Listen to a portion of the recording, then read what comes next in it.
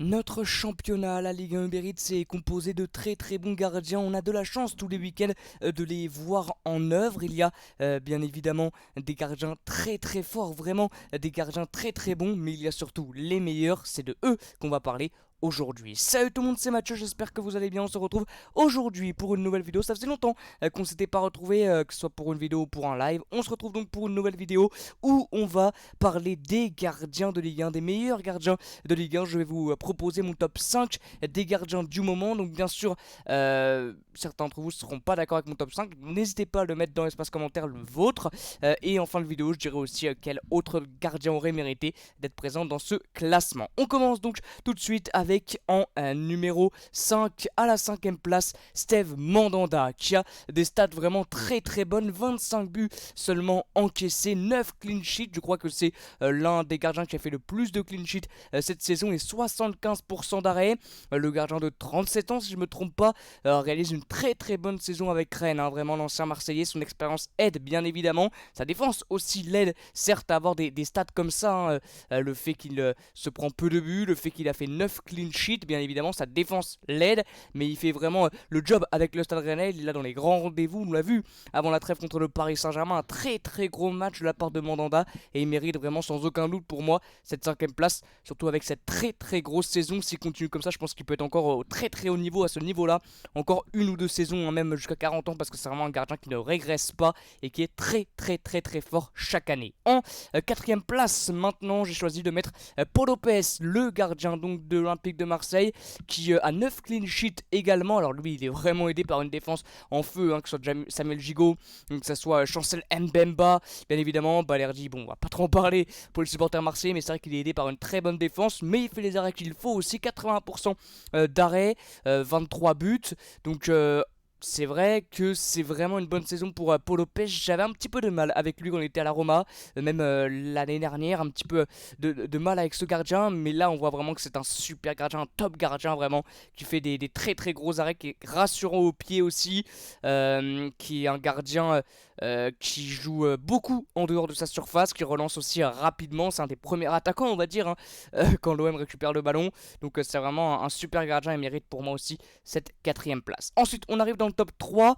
Alors peut-être que celui-là, il y en a beaucoup qui ne vont pas être d'accord avec ce gardien-là et surtout à cette place-là, qui soit devant des gardiens comme Paul Lopez ou Mandanda. Peut-être que certains ne sont pas d'accord, mais moi j'ai mis Matt Sels. Alors bien évidemment, au niveau des stats, là vous le voyez, c'est beaucoup moins bon qu'un Mandanda ou encore qu'un Paul Lopez. 3 clean sheets seulement pour Matt Sels, le gardien du Racing Club de Strasbourg. Il a encaissé 46 buts, mais on voit quand même qu'il a un pourcentage d'arrêt très très intéressant. Strasbourg est 16ème je crois de Ligue 1, donc c'est un gardien qui pour moi vraiment, si il n'est pas là, s'il n'est pas en forme, s'il ne fait pas tous les arrêts qu'il a réalisés depuis le début de saison, Strasbourg est 18-19ème réellement, parce qu'il est là dans les très grands rendez-vous. Il aide Strasbourg à pas être encore pire au classement. Il a, je me rappelle, fait un match absolument phénoménal contre le Racing Club de Lens avec 2-3 parades venues d'ailleurs. Vraiment, c'est un super gardien qui fait très peu d'erreurs, très peu de boulettes.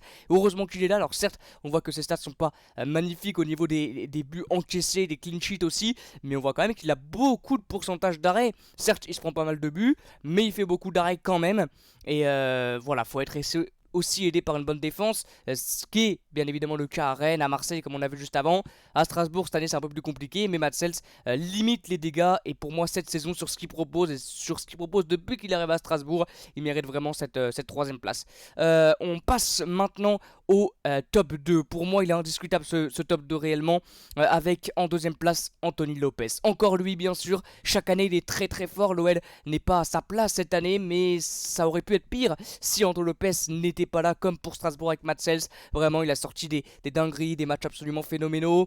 Ça fait plusieurs années, plusieurs saisons maintenant qu'il est vraiment au très haut niveau. Anthony Lopez, un des meilleurs gardiens de notre championnat. 5 clean sheets, 24 buts encaissés, 75% d'arrêt.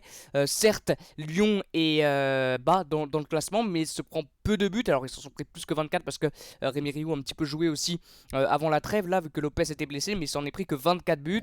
Il fait aussi vraiment les arrêts qu'il faut quand il le faut. Et Lopez c'est vraiment un super gardien, vraiment très rassurant.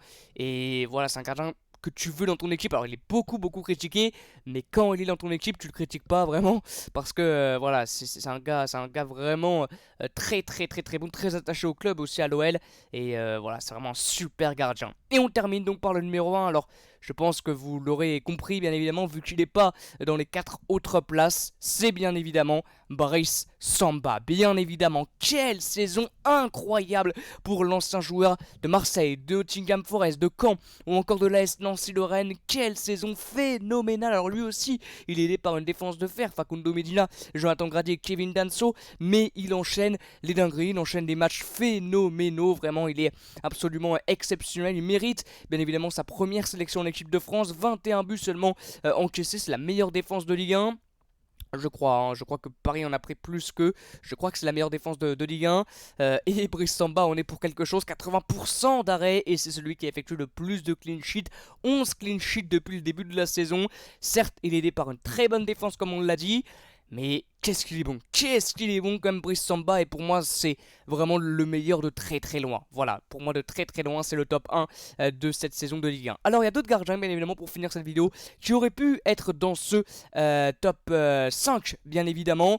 J'aurais pu mettre Alban Lafont, bien sûr, qui fait aussi encore une bonne saison avec Nantes. J'aurais pu mettre Radu, le gardien roumain, qui vient d'arriver avec la JOCR et qui, vraiment, depuis qu'il est là, et bah, ça va beaucoup mieux pour la GIA. Il fait vraiment de très belles interventions, des interventions décisives. On se rappelle en fin de match contre Lorient. Très bon gardien, vraiment très bonne pioche pour remplacer Benoît Costil. On aurait pu mettre Yvan Diouf aussi, qui est très bon avec le Stade de Reims, qui remplace Pence, je crois, Patrick Pence. Il y a un bon retour de Benjamin Lecomte aussi à Montpellier. Lucas Chevalier aussi est plutôt pas mal. Il y a beaucoup de très bons gardiens, mais pour moi, ces 5-là se sont un petit peu démarqués. Voilà, les amis, c'est la fin de la vidéo. J'espère qu'elle vous aura plu. Si c'est le cas, n'hésitez pas à liker, partager, commenter, bien sûr, à vous abonner. N'hésitez pas à donner votre top 5 dans l'espace commentaire. Le prochain rendez-vous en live, ça sera, alors peut-être qu'on fera une vidéo la semaine prochaine, parce que le prochain rendez-vous en live sera vendredi prochain pour la rencontre entre Marseille et Montpellier. Voilà les amis, merci beaucoup d'avoir suivi cette vidéo, merci beaucoup à tous d'être de plus en plus nombreux sur la chaîne. Voilà, c'est la fin de la vidéo, n'hésitez pas à mettre votre top 5 dans l'espace commentaire, et voilà, merci beaucoup, et comme d'habitude, ciao.